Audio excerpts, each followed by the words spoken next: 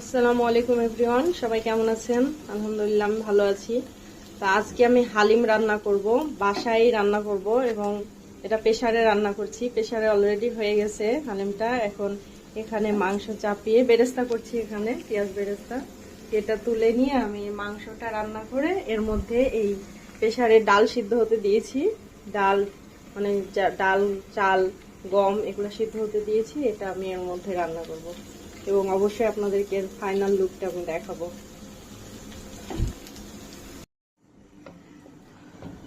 এই যে ডালগুলাকে এখন আমি ডাল ঘুটনা দিয়ে ঘুটে নিয়ে একদম মিহি করে দিব।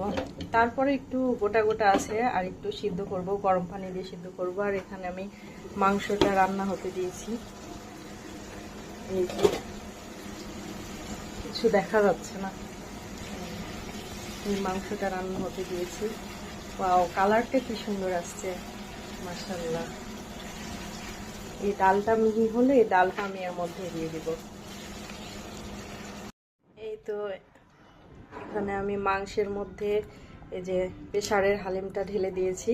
এখন একটা সুন্দর করে মিশিয়ে নিব।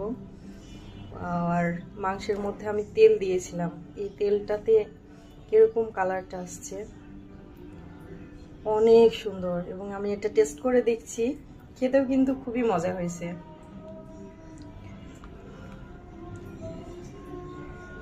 আমি এখানে বড় বড় হাড় দিয়েছি, এই যে, আর অনেক মাংসও দিয়েছি, চর্বি মাংস সবকিছুই দিয়েছি।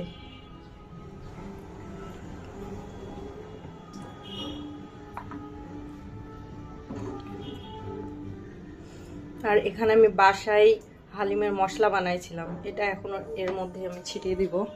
মশলাটা আমি করে রাখছি।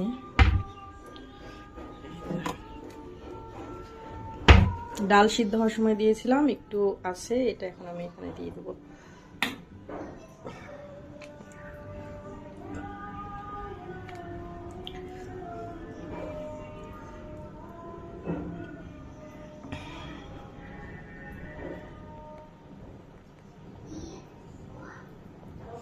আর হালিম পরিবেশন করার জন্য এখানে আমি শসা, আদা কুচি, লেবু সবকিছু কেটে রাখছি।